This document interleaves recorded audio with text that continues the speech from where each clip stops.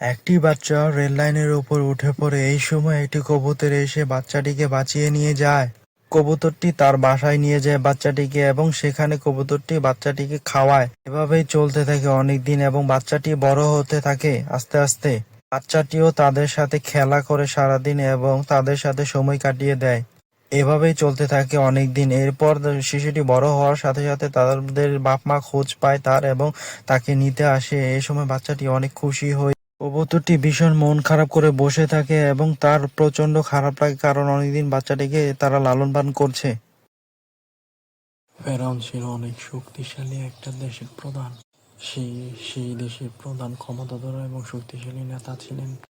সে ইসলামকে গ্রহণ করেন নাই এবং নবীর উপর অনেক ধরনের অত্যাচার করতেন। এভাবে চলতে থাকে অনেক দিন। একদিন সে নবীকে মারার জন্য মাছ নদীতে গিয়ে সেখানে সে ডুবে মারা যায় এবং আল্লাহর গজব নাজিল হয়। দৈত্যাকার মুরগিটি নিয়ে কৃষক অনেক চিন্তিত।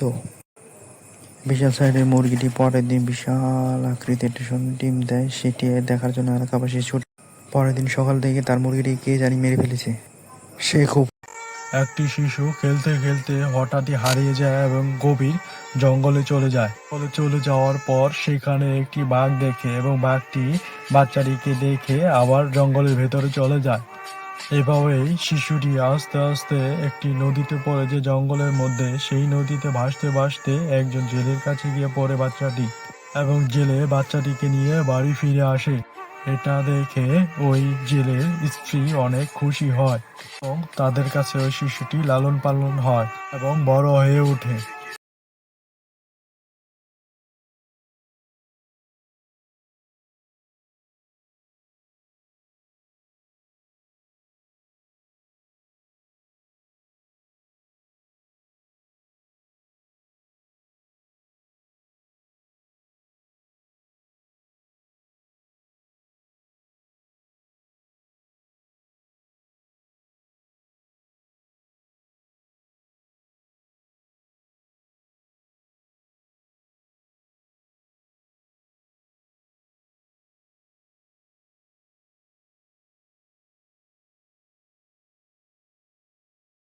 এক ছিল দরিদ্র জেলে। সে রোজ নদীতে মাছ ধরতে যেত, কিন্তু সে মাছ পেত না।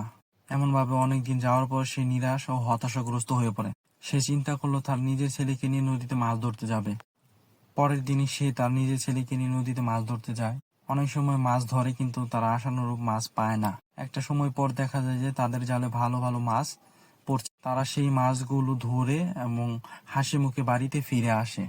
জেলের দুঃখ মোচন হয়, হাসি খুশি ভাবে বাড়িতে ফিরে